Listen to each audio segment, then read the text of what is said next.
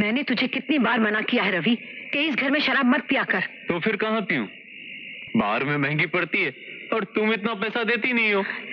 जितने पैसे मैं तुझे देती हूँ तू उसके लायक भी नहीं। माँ, मैं तुम्हारी इकलौती औलाद हूँ। मैं मानता हूँ तुमने जिंदगी भर बहुत मेहनत की, भूखे रह रहकर मेरा पेट भरा, शराफत और ईमानदारी से अपना फर्ज निभाती आई। लेकिन अब खत्म कर दो इस फर्ज की ड्यूटी को और मेरी एक सलाह मान लो, मधु से मेरी शादी करा दो। माँ रवि, होश में तो है? औकात में रहकर बात कर। अरे काहे की औकात?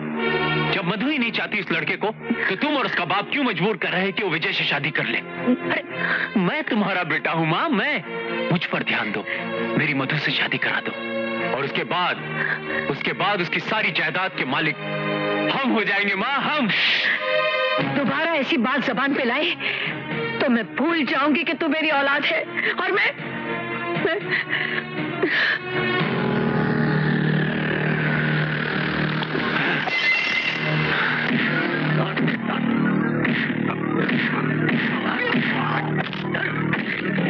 ओहो रवि, बताओ ना हम लोग कहाँ जा रहे हैं?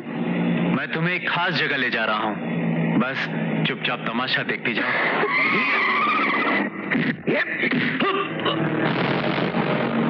ये क्या है?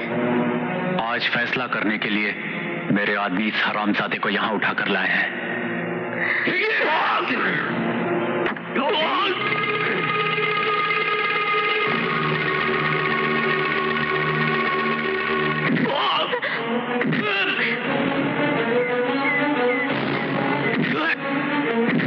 इसके सामने बोल के तू उससे प्यार नहीं करता। बोल तू मधु से प्यार नहीं करता।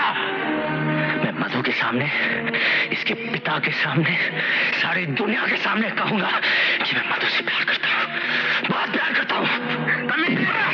बोल कि तू इससे प्यार नहीं करता। तू मारते मारते थक जाएगा साले, लेकिन मैं कहते कहते नहीं थकने वाला। मैं मधु से प्यार करता हूँ। रवि नहीं, मत मारो इसे, छोड़ दो। मधु तुम? हाँ, खबरदार अगर किसी ने इसे हाथ लगा। ये तुम कह रही हो?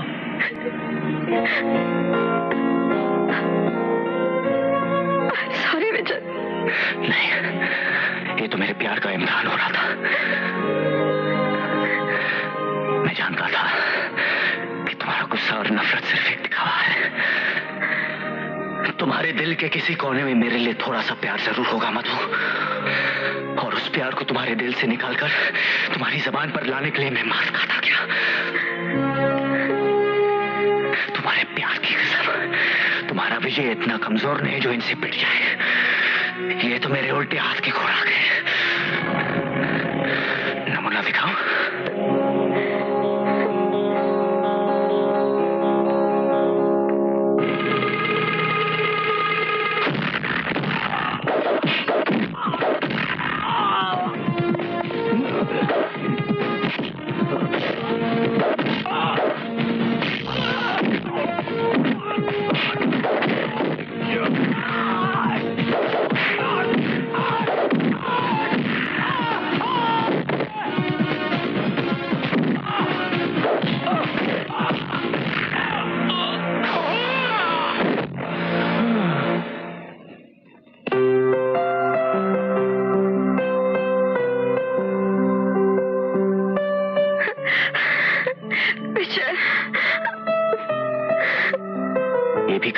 वाले दिन की तरह नाटक तो नहीं है ना?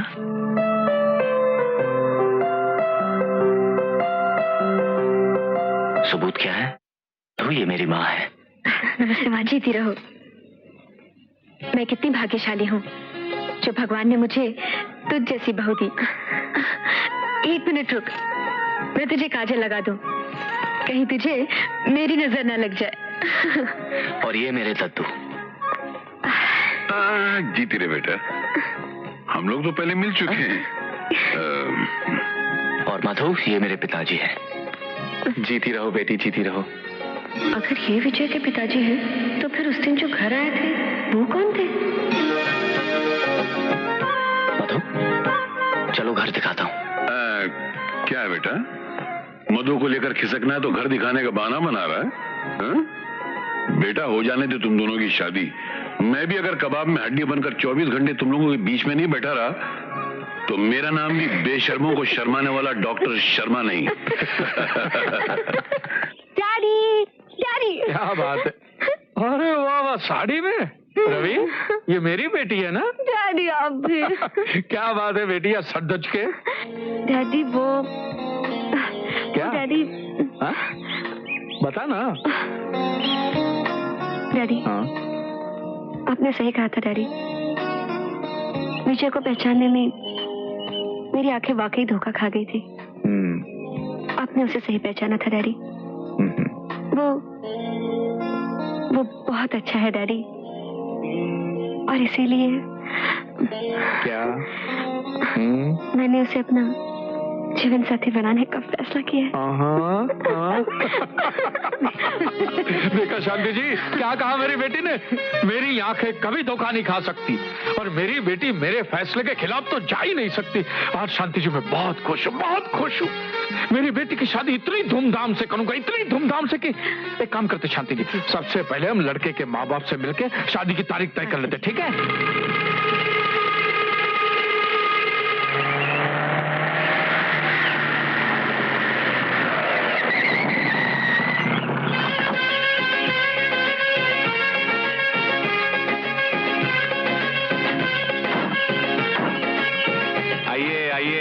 आइए, नमस्ते नमस्ते। अरे जीते रहो, जीते रहो। नमस्ते। नमस्ते। जीते रहो। नमस्ते। आइए आइए ना। मैं बड़ा ही खुश नसीब हूँ और अपने आप को बड़ा भाग्यशाली समझता हूँ कि मुझे विजय जैसा दामाद मिला। अरे भाई, खुश नसीब तो हम हैं जिन्हें बैठे बैठा इतनी खूबसूरत बहू मिल गई। अगले संडे मधु का बर्थडे, मैं चाहता हूँ कि उसी पार्टी में मंगनी की रस्म भी पूरी कर दी जाए, अगर आप लोग राजी हो तो। एक एतराज है। क्या? संडे बहुत दूर है, ये मंगनी कल नहीं हो सकती है?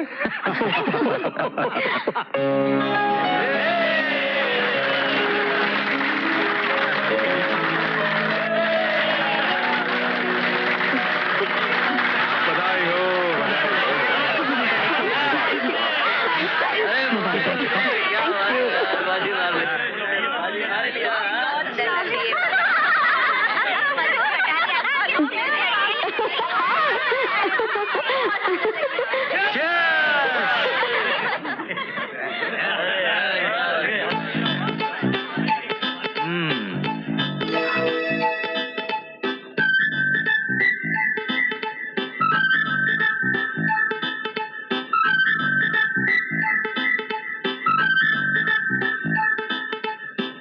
अब तक है पूरी आजादी, मंगनी हुई है नहीं ये शादी। गल है कच्ची पक्की, जा चिड़ी की तुक्की।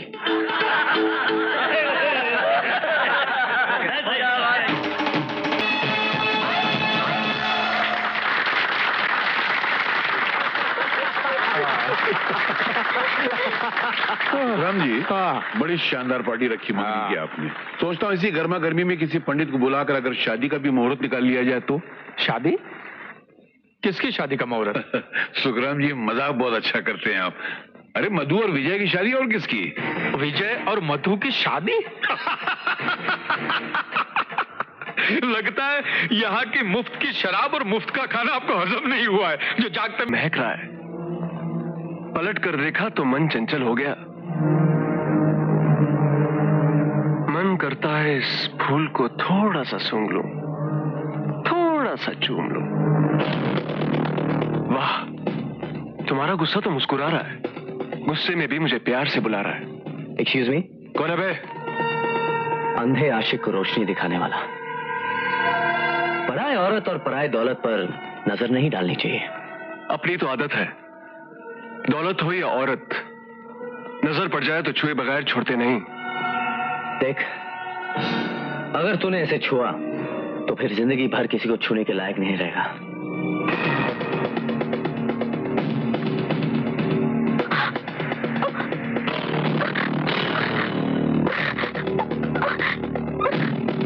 मैंने क्या कहा था?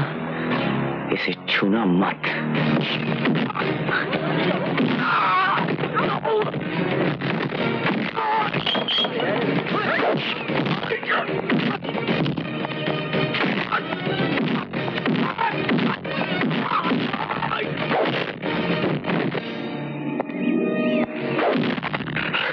से उसे छुआ था ना? हाँ?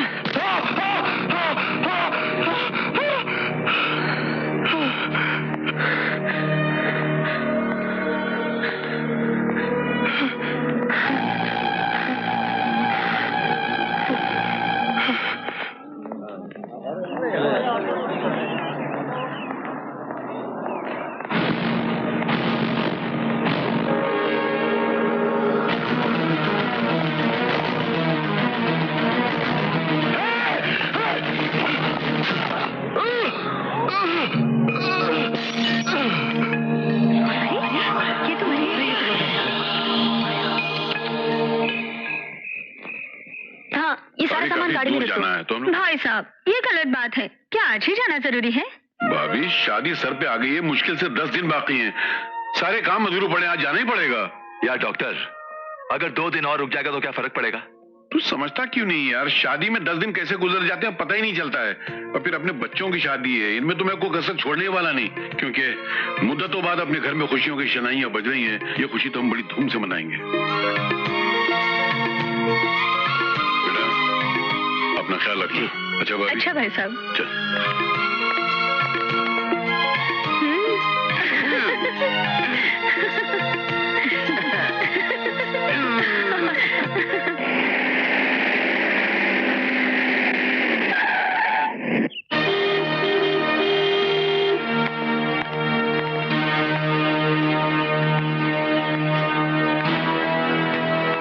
क्या कैसे आना हुआ इंस्पेक्टर साहब? कुछ लोग हैं जिन्हें आपके घर का पता नहीं मालूम था, सो घर दिखाने के लिए मुझे उनके साथ आना पड़ा।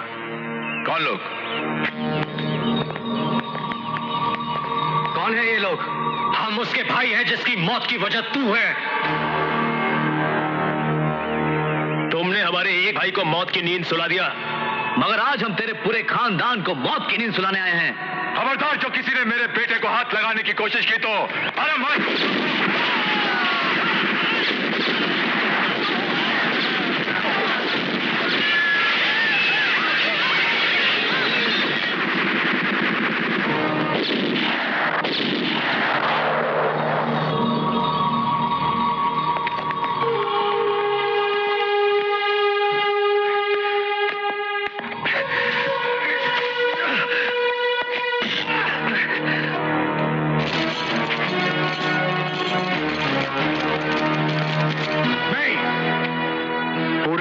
आग लगा दो और इन मुर्दों के साथ इसको जिंदा जला दो।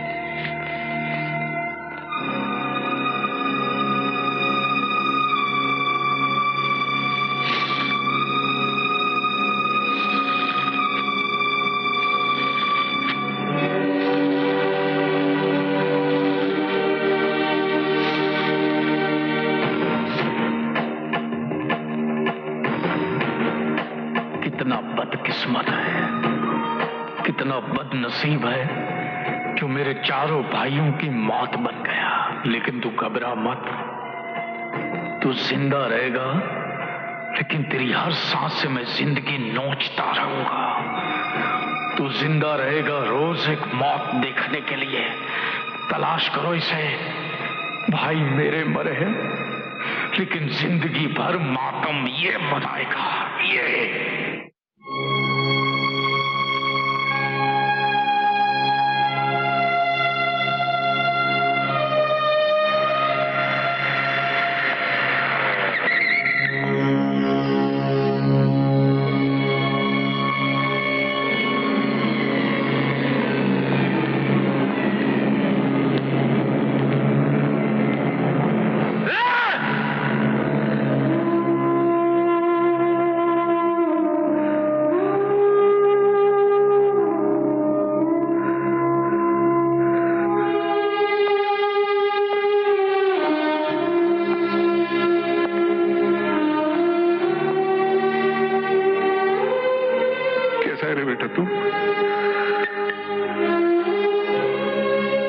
सब क्या हाल बना लिया। हाँ बेटा, ये सब जो तूने किया ये नहीं करना चाहिए था। और जो मेरे साथ हुआ वो क्या होना चाहिए था? याद है ना, ये घर किस तरह हंसता मुस्कुराता था। ये अंजाम हुआ उनका।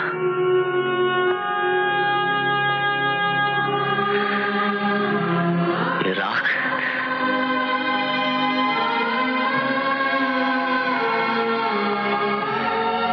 इस राख में मेरे माँ बाप की अस्थियां हैं। इस राख में मेरे चाचा चाची के अंश हैं।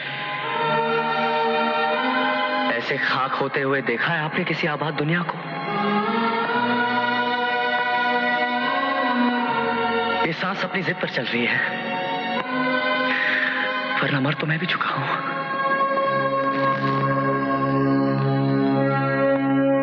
क्या बोला तू? तू मर चुका है? कौन मरने देगा तुझको? अरे मैं मौत को मार दूंगा। तू मेरे दोस्त की निशानी है। मैं खुद मिट जाऊंगा मगर तुझको मिटने नहीं दूंगा, याद रखना। क्या कर पाया कोई? देखते देखते सब कुछ उजड़ गया। देख बेटा, ये जो तेरी सांस चल रही है ना, ये सांसें मुझे दे दे, क्योंकि मैं जानता हूं पुलिस 24 घंटे तेरे पीछे लगी हुई है। उन हैवानों के रिश्तेदार हर घड़ी साए की तरह तेरे पीछे लगे हुए हैं। और जब तक तेरे चेहरे पर ये शक्ल लगी रहेगी ना, तुझे नई दुनिया बसाने की इजाजत बिल्कुल नहीं मिलेगी। इस जन्म में तो तू शक्ल के साथ नहीं जी सकता बेटा, समझ जा इस बात को। इसलिए मुझे ये शक्ल बदल लेने दे, मैं बदल दूंगा इस शक्ल को। कोई फायदा नहीं।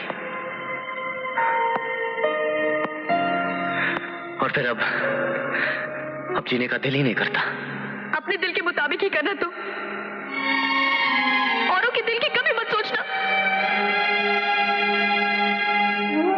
यहाँ मैं अपने हाथों में मेहंदी लगाने की तैयारी कर रही हूँ, और इधर तुम मेरे तन में विधवा की साड़ी डालना चाहते हो। अजय प्लीज, डैडी जो भी कह रहे मान जाओ ना, वरना मेरी एक बात याद रखना, अगर तुमने मौत की तरफ कदम बढ़ाया ना, तो मैं अपनी जान दे दूंगी। And I mean it.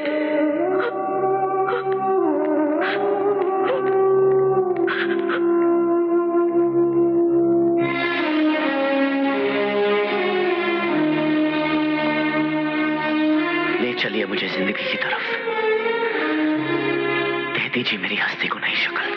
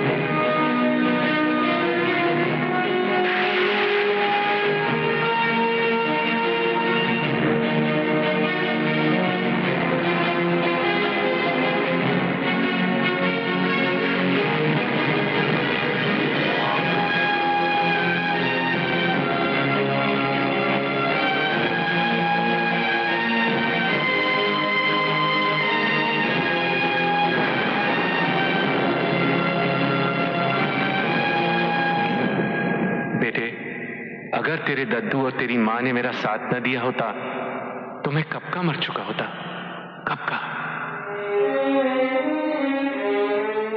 मैं तेरे बाप का चेहरा तो बदलने में कामयाब हो गया, मगर कुदरत के आगे किसकी चलती है।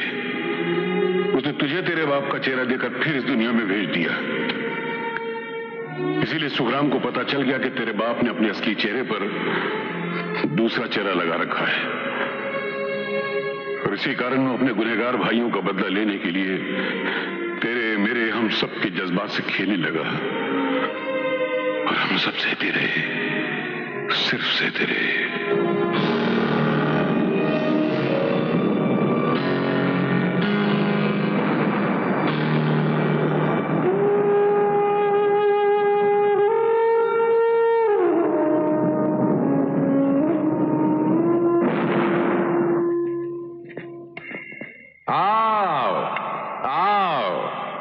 जब दुश्मन टूट जाता है, हार जाता है, तो दुश्मन के घर चला आता है, जैसे तुम लोग आ गए। आओ।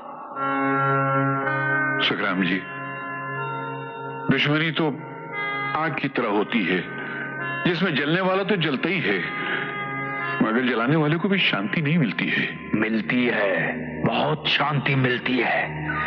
उस दिन पार्टी में तुम लोगों की बेइज्जती करके मेरे मन को बड़ी शांति मिली है, मानो इस दुश्मनी की जलती हुई आग को कई सालों तक जलने के लिए हजारों लीटर पेट्रोल मिल गया है। अब तो जब तक ये सांस चलती रहेगी ना, ये दुश्मनी की आग भी चलती रहेगी। हमारी दुश्मनी की बुनियाद तुम्हारे भाइयों की बनाई हुई है। देखो, पुरानी दुश्मनी भूल जाओ, तुम्हारी बेटी और मेरे बेटे के रिश्ते को जोड़कर एक नई जिंदगी की शुरुआत करो। तुमने तो तुम्हारी शक्ल बदल दी, मगर तुम्हारा राज खोल दिया तुम्हारे अपने ही बेटे ने। जिस दिन कॉलेज में मैंने उसकी शक्ल देखी,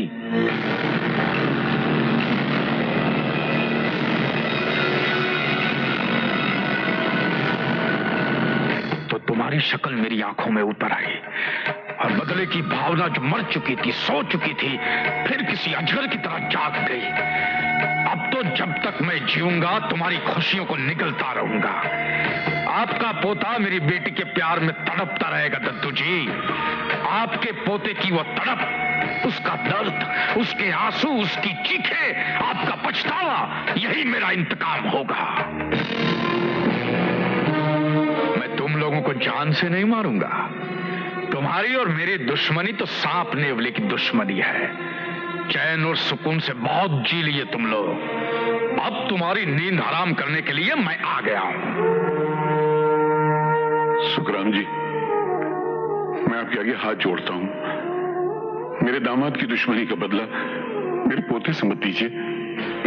मैं हाथ जोड़ता हूं। जब बाप का कर्ज बेटा चुकाता है, तो बाप के किए हुए कर्मों का फल भी वही भुगतेगा ना, क्यों?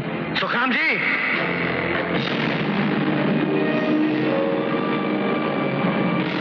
कर्मों का फल भुगतने की सजा सुनाने वाले आप कौन होते हैं? जितने मेरे पिताजी आपके भाइयों के कत्ल के जिम्मेदार हैं, उतने ही आपके भाई, आपका परिवार मेरे परिवार का गुनहगार है। गुनाह करने वालों ने गुनाह किया और बदला लेने वालों ने बदला लिया। वाह बेटे वाह। और जहां तक मेरी और मधु की मोहब्बत का ताल्लुक है, सारी दुनिया उसे मिलकर भी नहीं रोक सकती। तुम्हारी अकेले की क्या औकात है? तुम भी हार जाओगे सुखराम, और तुम्हारी ये हार तुम्हें जीने नहीं देगी, और उस हार का कारण मैं बनूंगा। बस ये समझ लो कि मोहब्बत के एक दीवाने ने तुम्हारे खिलाफ जंग का ऐलान कर दिया है।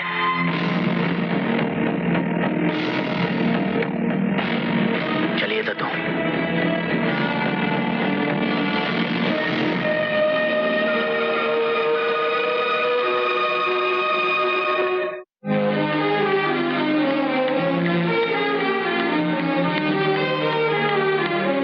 कहाँ जा रही हो?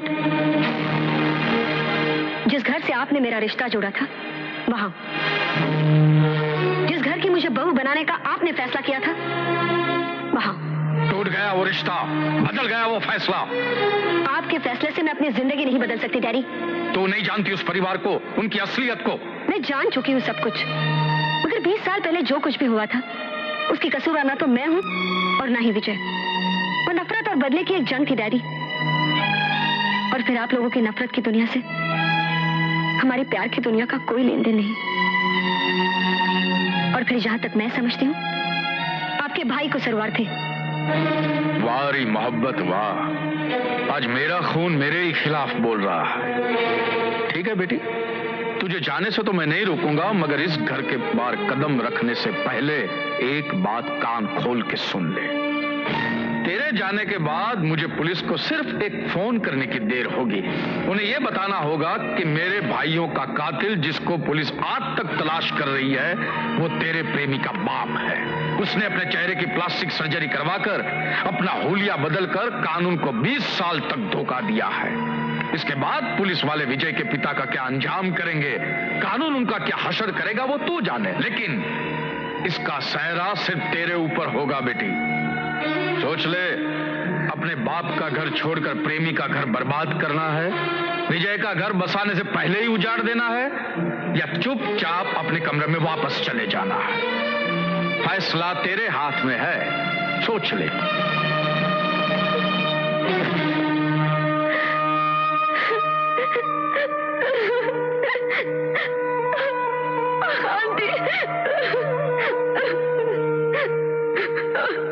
मधु, मधु, मधु। क्या है? मधु, मैं तुम्हें अपने साथ ले जाने के लिए आया हूँ। डोली और बारात तो नहीं है, मगर तुम्हें जिंदगी भर खुश रखने के जो वादे किए थे, वो वादे अपने साथ लेकर आया हूँ। साथ जीने मरने की जो कसमें खाई थी, वो कसमें अपने साथ लेकर आया हूँ। मधु, चलो। किसके साथ चलूं? तुम्हारे साथ, जो मेरे डैडी के दुश्मन का बेटा है? कहां ले जाओगे मुझे? उस घर में जहां मेरे चाचाओं का कातिल रहता है? अब मैं समझी तुमने मुझसे प्यार क्यों किया था। मुझे अपना बनाने के लिए नहीं, मेरे डैडी को सबक सिखाने के लिए। नहीं मधु, ये गलत है। मुझे अपनी पत्नी बनाकर मुझ पर जुल्म ढाने के लिए, मेरे डैडी को खून के आंसू रुलाने के लिए तुमने अपने माँ बाप और दद्दू के साथ मिलकर ये झूठी मोहब्बत का नाटक खेला था। मधु, मैं तुम्हें कल भी चाहता था और आखिरी सांस तक चाहता रहूंगा। बंद करो ये प्यार का नाटक। अच्छा हुआ जो मेरे डैडी ने तुम्हारे चेहरे में वो पापी चेहरा पहचान लिया, जो मेरे परिवार का कातिल है। मोहब्बत के नाम पे मुझे बहुत धोखा दे चुके हो, मक्कार, चालबाज, फरेबी। मगर अब तुम्हारी कोई भी चाल मेरे दिल पर काम नहीं करेगी। मेरे दिल से, मेरी दुनिया से मिट चुके हो तुम।